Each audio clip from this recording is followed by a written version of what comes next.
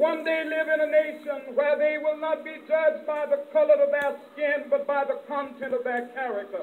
I have a dream today. I must confess that that dream that I had that day has at many points turned into a nightmare.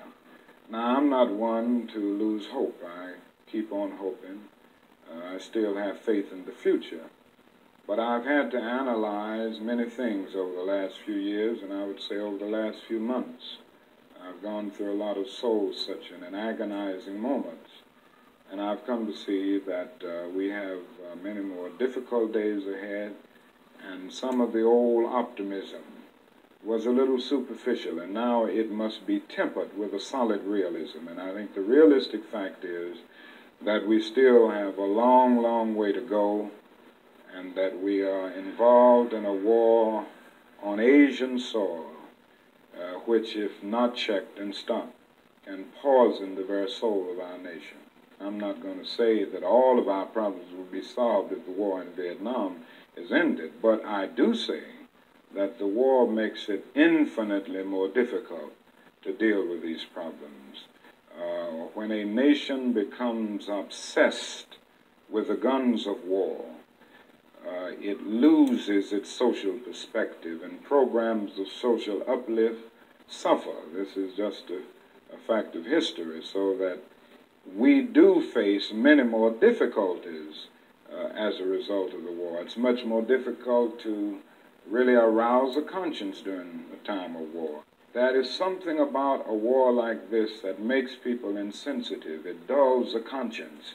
It strengthens the forces of reaction, and it brings into being bitterness and hatred and violence. I think the biggest problem now is that we got our gains over the last 12 years at bargain rate, so to speak.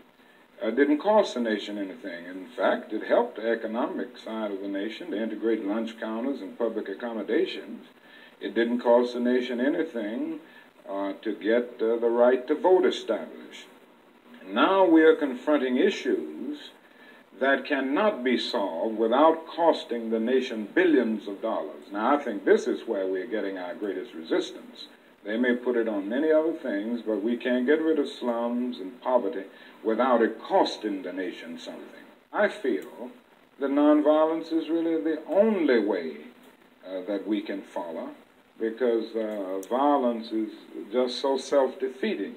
A riot ends up creating many more problems for the Negro community than it solves. You can, through violence, burn down a building, but you can't establish justice. You can murder a murderer, but you can't murder through violence. You can murder a hater, but you can't murder hate.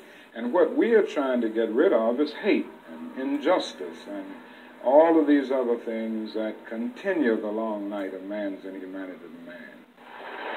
When we allow freedom reign, when we let it reign from every village and every hamlet, from every state and every city, we will be able to speed up that day when all of God's children, black men and white men, Jews and Gentiles, Protestants and Catholics, will be able to join hands and sing in the words of the old Negro spiritual, free at last, thank God Almighty, we are free at last.